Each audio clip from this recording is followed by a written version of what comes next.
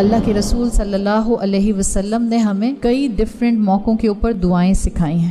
وہ دعا جس کے الفاظ آتے ہیں اللہم جعلنی صبورا وجعلنی شکورا، اللہ مجھے بہت صبر کرنے والا اور مجھے بہت شکر کرنے والا بنا دے. اٹس ناٹ لائک شکر کرنے والا بنا دے، اٹس لائک بہت شکر کرنے والا بنا دے. سو اسی دعا سے جو لفظ آتا ہے شکورن، اسی سے میں آپ کو شکر کے 2 درجے بتانا چاہ رہی ہوں. پہلی چیز تو یہ ہو گئی کہ اوور آل پورے وقت کی قدر کرنی ہے جتنا مجھے ملے، ضائع نہیں کرنا اور اس کو ویسٹ نہیں کرنا. اس کا ویسٹ نہ کرنے کا طریقہ کیا ہے؟ دنیا ستائے لیکن آپ دنیا کے ستانے کی وجہ سے رب کے احکامات کو بھول نہ جائیں. ہم سمجھتے ہیں کہ جب سب اچھا ہو جائے گا تو میں بھی اچھی ہو جاؤں گی. وہ کب ہوگا سب اچھا؟ وہ کبھی بھی اچھا نہیں ہوگا. دیکھیں عربی میں 2 الفاظ آتے ہیں جس سے آپ کو شکر کے 2 درجات سمجھ آ جائیں گے. ایک آتا ہے عربی زبان میں شاکرن، شکر کرنے والا، سمپل ایک انسان جو شکر کرتا ہے. اور ایک آتا ہے عربی زبان میں شکورن، شکور فعول کے وزن پر ہے، بہت زیادہ شکر کرنے والا. اسکالرز نے اس کو بڑی خوبصورتی سے بیان کیا ہے. وہ کہتے ہیں سمپل شکر کرنے والا وہ جو نعمتوں پر شکر کرتا ہے، اور شکور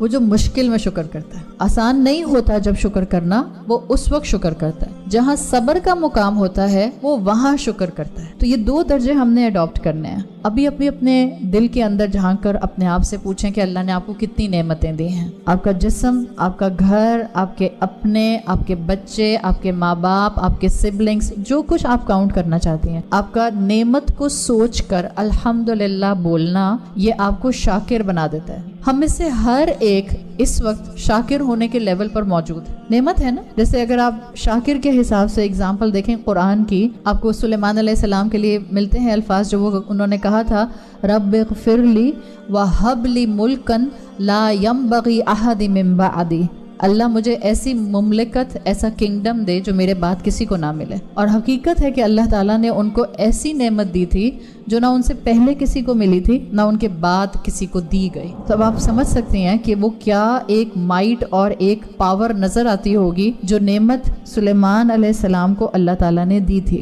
سلیمان علیہ السلام اپنے اس پورے انٹراج کے ساتھ، اس مائٹ کے ساتھ ایک جگہ سے گزر رہے تھے کہ ان کی اپنی ہی سلطنت میں موجود ایک شخص نے امپریس ہو کر ہلکی سی آواز میں کہا یا ابن داؤد قال اعطاک، اللہ نے آپ کو عطا کیا ہے ملکن عظیما، بہت ہی عظیم سلطنت. سلیمان علیہ السلام نے اس پر اس شخص سے کہا میری یہ پوری کنگڈم ایک طرف اور ایک مسلمان کی ایک تسبیح سبحان اللہ کہنا ایک طرف، اس لیے کہ میری موت کے ساتھ میری کنگڈم ختم، کیونکہ وہ دنیا کی نعمت ہے. اور ایک مسلمان کی تسبیح اگر اس نے آخری سانس تک اس تسبیح کی حفاظت کی تو وہ قبر میں بھی اور آخرت میں بھی اس کو کانسٹنٹلی فائدہ دے گی. اس کا مطلب کیا ہے کہ دنیا کی کتنی بھی نعمت مل جائے شاکر ضرور بنے لیکن اس کو بوسٹنگ کا ذریعہ نہیں بنائے، اس کے اوپر کوئی پرائیڈ نہیں آئے. ورنہ اگر پرائیڈ آتی ہے تو وہی ہوتا ہے جو سورہ کہف میں آیا ہے، جو انسان مال کے اوپر فخر کرنے لگ جاتا ہے. انا اکثر من کا مال، یہی کہا تھا نا باغ والے نے کہ میرے پاس زیادہ مال ہے تمہارے پاس کم ہے. تو مال بھی جب انسان کو بے لگام دے دیا جائے اور انسان شاکر نہ ہو تو انسان پھر اس وقت اللہ کا ناشکرہ بن جاتا ہے.